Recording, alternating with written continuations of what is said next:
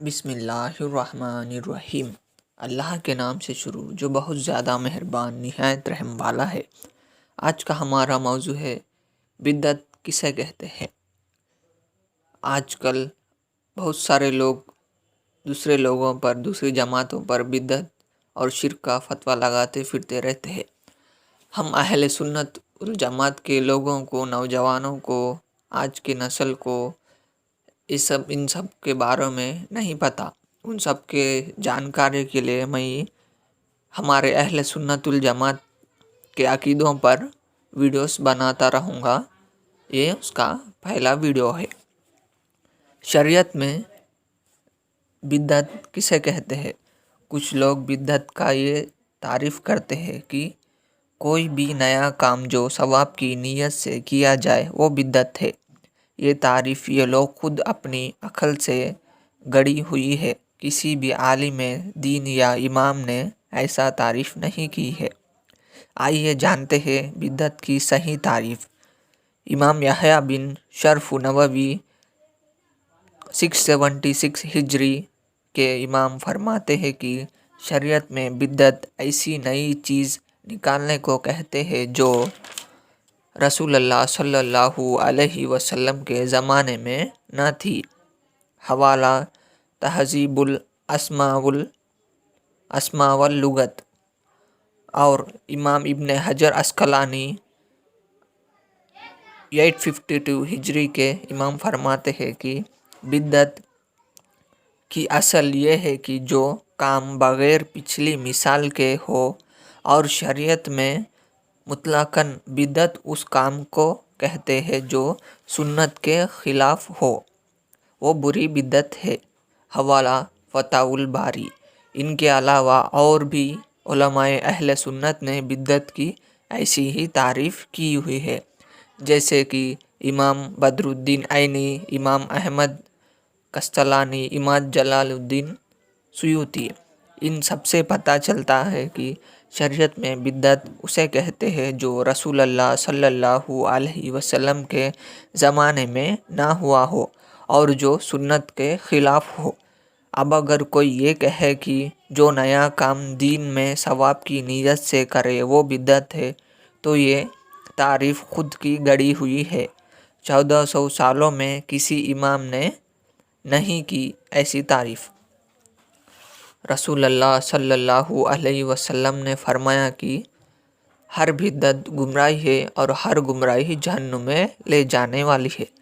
اب اس حدیث کو لے کر لوگ اہل سنت والجماعت کو بدعتی مشرک کہتے ہیں، کیونکہ یہ فاتحہ پڑھنے کو اور میلاد منانے کو، اولیاء کی مزاروں پر جانے کو شرک سمجھتے ہیں اپنی کم عقل سے، جو کہ خود گمراہ ہے اور دوسروں کو بھی گمراہ کرتے ہیں۔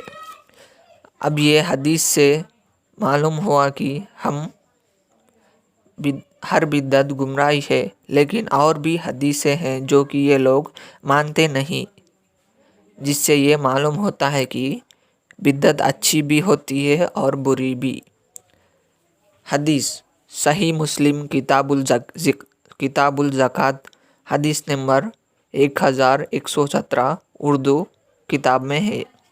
رسول اللہ صلی اللہ علیہ وسلم نے فرمایا، جس نے اسلام میں کوئی بہتر طریقہ نکالا تو اسے اس کا ثواب ملے گا، اور جو اس کے بعد اس طریقے پر عمل کرے گا ان کا ثواب ان کے ساتھ ساتھ اس نکالنے والے کو بھی ملے گا۔ ان سب کی اجر میں کوئی کمی نہیں ہوگی۔ اور جس نے اسلام میں کوئی برا طریقہ نکالا تو اسے اس کا گناہ ملے گا، اور جو اس کے بعد اس طریقے پر عمل کرے گا ان کا گناہ ان کے ساتھ ساتھ اس نکالنے والے کو بھی ملے گا۔ ساتھ ہی ان سب کے گناہ میں کوئی کمی نہیں ہوگی۔ اس حدیث سے معلوم ہوتا ہے کہ بدعت اچھی بھی ہوتی ہے اور اس کا ثواب بھی ملتا ہے۔ اور ایک حدیث سے اس بات کنفرم ہو جاتی ہے کہ بدعت اچھی بھی ہوتی ہے اور بری بھی ہوتی ہے۔ صحیح بخاری باب فضا بابل فضلی من قام رمضان، حدیث نمبر 2009 اردو بک۔ حضرت عمر رضی اللہ عنہ رمضان کی رات میں مسجد تشریف لائے اور دیکھا کہ لوگ الگ الگ تراویح کی نماز پڑھ رہے ہیں، تو آپ نے لوگوں کو ایک امام کے پیچھے جمع کر دیا اور جماعت بنا دی۔ پھر جب آپ دوسرے رات مسجد میں آئے تو لوگ امام کے پیچھے اسی طرح نماز پڑھ رہے تھے جس طرح آپ نے ایک امام کے پیچھے جمع کیا، تو اس پر آپ نے فرمایا کہ یہ بہت اچھی بدعت ہے۔ اب ہم رسول اللہ صلی اللہ علیہ وسلم کی اور ان کے صحابہ کی مانیں کہ بدعت اچھی اور بری ہوتی ہے، یا وہابی کی مانیں جو کہتا ہے کہ ہر بدعت بری ہے اور ہر بدعت بری ہے۔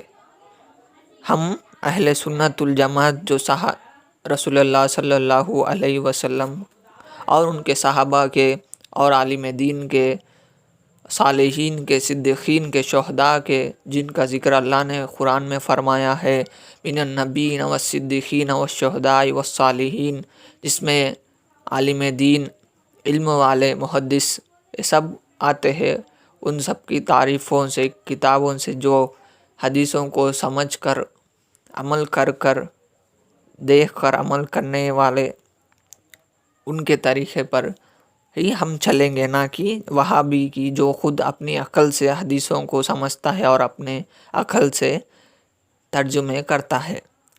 جزاک اللہ خیر، ملتے ہیں اگلی ویڈیو میں، تب تک کے لیے اللہ حافظ۔